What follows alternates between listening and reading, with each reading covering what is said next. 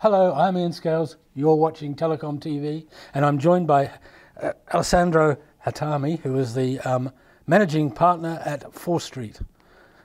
Welcome, Alessandro. Thank you very much.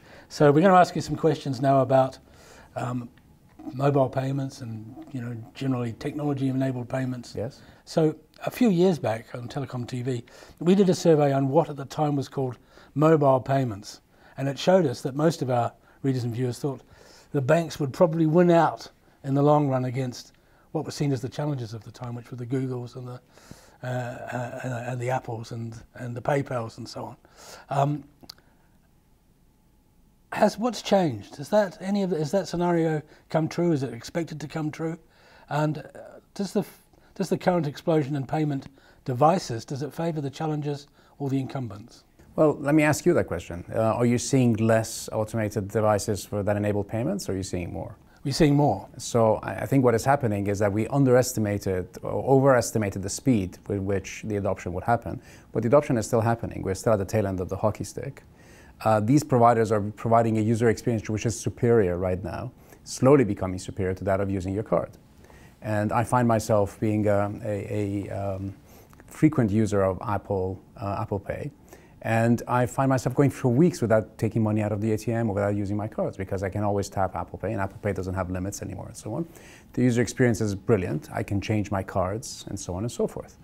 I think that user experience makes me think that they are destined for success, and I think there will be certainly a tail end, and I think that will be fueled very much by PSD2 and open APIs, and we're going to see some changes there in their proposition using these APIs, I think. So the basis of that is that the banks will never be able to catch up in terms of user experience if they launch their own system? I wouldn't go that far. I think some banks may do, but I think some may not. I think the challenges of the banks today are they are very much focused on their own delivery capabilities, on their own product suites that they have. And I think one of the big interesting perspectives that some of these players, the GAFAs and the BATs, the BATs, the Baidu, Alibaba and Tencent bring to the world, is the ability of thinking with the customer at the center. So WeChat does not think, I want to enable these customers to buy things. They think, okay, they think, how do I fit into the life cycle of my customer? So the payment proposition becomes a transparent entity within the way I live my life. And I never leave WeChat. WeChat has incredibly rich information of what I do, and they continue of enhancing my experience, and I stay with them because of that. In the meantime, they generate revenue through me by sending me to the right restaurant or showing me the ad that generates some revenue for them, etc., etc. I think this, and I am happy with using them in that way. I don't feel exploited. I don't feel abused. I think that I'm getting a good deal for my money. So it's a win-win situation, which is exactly what a true partnership collaboration should look like. Both sides should win. You cannot have one. What banks are doing, which I think is unfortunate still, they're still thinking of themselves as providers of financial products. Customers don't think of themselves, don't wake up in the morning dreaming about getting a credit card or getting a mortgage. They're thinking about, I'd like to go on holiday, or I'd like to buy a home. That perspective has to be brought into the user experience that the banks provide. And it's hard for them to do that because when you go to a bank, you already have a financial product in mind. These social networks actually engage with you before you actually have the need to express this need for a financial product. And that's what makes them so challenging and so capable. So Alessandro, tell us a little bit about Forestreet and what it does. Forestreet is a response to a changing environment. I've always been in financial services and in digital change. I've been with G Capital, PayPal. I was the managing director of PayPoint. I was the director of digital payments at Lloyd's. And I've seen that change often comes with partnering, through partnering. And what happened in the past, partnering was easy. You have the 10 usual suspects you go to. Today, there's hundreds and hundreds of companies. How do you actually find the right organization that's the right fit for you? So we've created a business that is very similar to a headhunter. I help you, firstly, we start out with understanding what the client's needs are. The clients are usually corporates. And then help them find a long list of potential partners that are right for them. We do this by tapping into our database, a proprietary database that we've done that matches skills across a spectrum that goes from the very large established players like the IBMs and Accentures to the startup recently established in Estonia that does that really cool thing you want to do, and everybody in between. We provide this to the customer and enable the customer to make a choice, which is an informed choice on a redacted list of really good quality companies that fit their requirements. And we go from helping them with the long list all the way down to creating a short list, to meeting the client, meeting the potential partner, to signing them up. So our provision is end to end, and we get only paid by the client. So we don't get any commission by anybody we introduce. So you can trust us as a safe pair of hands. Right. So it's a new type of industry, but I think when you think about it, it becomes very obvious that that's a necessary thing to have. Yes, yes. Well, I suppose in a way it's the kind of thing, but on a much more enhanced level, that trade magazines would have done before. They would do. The only difference is in our case, we actually overlay the client's needs. And one of the things that we do, which is very different, is we overlay the cultural requirements. Because you may need somebody that does API aggregation, but you may also be incredibly risk averse for failure, and therefore you don't want to work with a startup that is not well established and so on. And things of that kind. Or you want somebody in a specific geography or somebody with skills in a specific industry, and that's why you need a redacted analysis that we would provide, a very much precise targeting. And this particular sector must be in great need of such an agency between the providers and the people that are trying to build a business. We think so, and it goes beyond the financial services entities, because financial services is a very big sector in London, where we are based.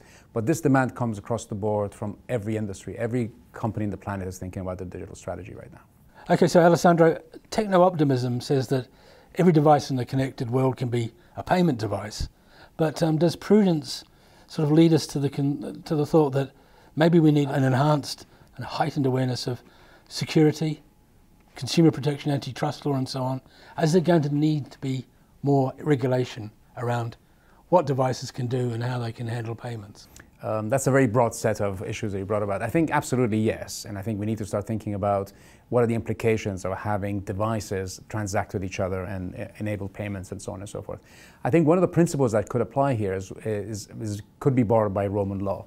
And Roman law said that the entity that provides a slave for labor is ultimately responsible for any outcome, positive or negative, that slave generates. So if you think of an IoT device as a slave in Roman times, then the owner of that IoT device is responsible for the liability that it generates. So that's one dimension that we could include in the regulation of these things. Now, the other question you asked is on security. So are these devices secure? And we know that they are not. So we know of companies using refrigerators for denial of service attacks to large companies. So we know that there's an ability there, there's a need there for becoming much more aware of how these devices are operated and how secure they are. So I think that's going to be a very big industry going forward. So cybersecurity is going to be huge. It's going to be huge also for another reason. Through all this data generation, all these APIs, especially the banking ones, you'll be creating a huge amount of data, and this data will have to be stored somewhere. When you store something valuable somewhere, it also becomes a target for any type of attack. So you'll multiply by X the amount of opportunities for any cyber hacker to be able to go in and obtain something truly valuable that they can use in the black market and the dark web, et cetera, to generate revenue. So I think the companies in general, have to be very, very optimistic about the opportunities of IoT and all these connected devices, but they also be very, very conscious of what are potential risks associated with these. And we have a big push from customers wanting them, but at the same time we need to balance this with an ability for us to serve these products in a safe way.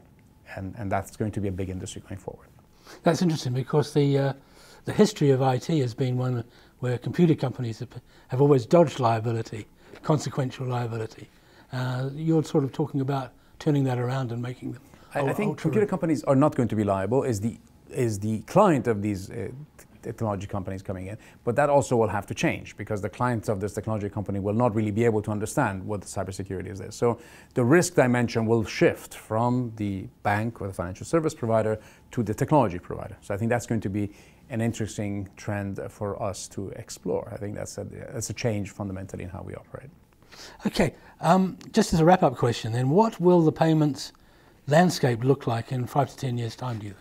I think what we're seeing, the biggest game changer in that sector is, I don't think is that much mobile. Mobile is become the prevalent engagement tool that we all use for all daily lives, not just payments. So that they're going to be an established pillar of whatever we do next. What we're seeing is that data is becoming ever present and open. So I'll be able to channel information through these mobile devices that is obtained by third parties. Now, what could happen in the future is a scenario where the providers of these mobile experiences, be it one of the GAFAs, Google, Apple, Facebook, or Amazon, or one of the BATs, so Baidu, Alibaba, or Tencent, could find themselves able to provide financial services regulated through entities that are regulated separately from the actual delivery of the service. So I mentioned Apple Pay to you earlier. Nothing prevents Apple Pay in the near future to show me my bank balances in addition to my cards on the same card. They can also show me transactions and transaction information. They can also do some analysis of my information, how much interest have I earned, and so on and so forth. They can also create scenarios whereby if I lifted my transactions from provider A to provider B, how much would I be better off or worse off at the end of the year? And they could provide me this information in almost a neutral way.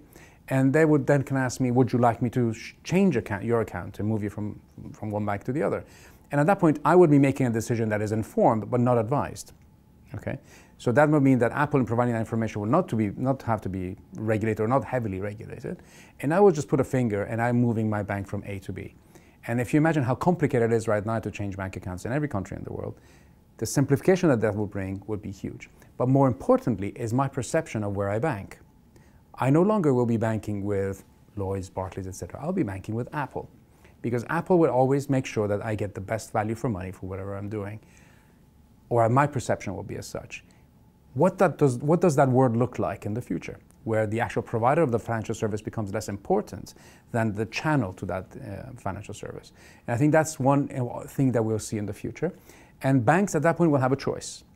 Do I want to become a provider to a gigantic marketplace, enabling me not to have any front end, and actually disband of the front end, which is the biggest cost that I have? Or will I fight it with creating a user experience that is so compelling and so complex that cannot be replicated in an Apple Pay style delivery? So that's going to be the future. That's very interesting, isn't it? And that what that demands of Apple or Google or Facebook is the building and maintenance of trust with their consumers. And that's hard to build and easy to lose, as the banks here have discovered. Absolutely, but they do have billions and billions of customers, and they are very conscious and aware of how to maintain that. They also have assets that the banks don't have, which is an understanding of user experience, an extension of the value of the life of the customer, so knowing exactly what they do, and they know they have lots of money, and they can throw a lot of money at this.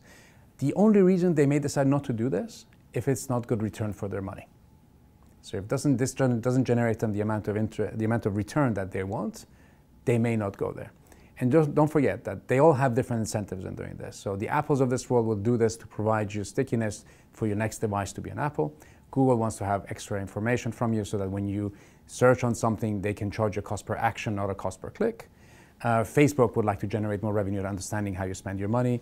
And Amazon just wants to go deeper and deeper in your relationship with any type of retail that you do.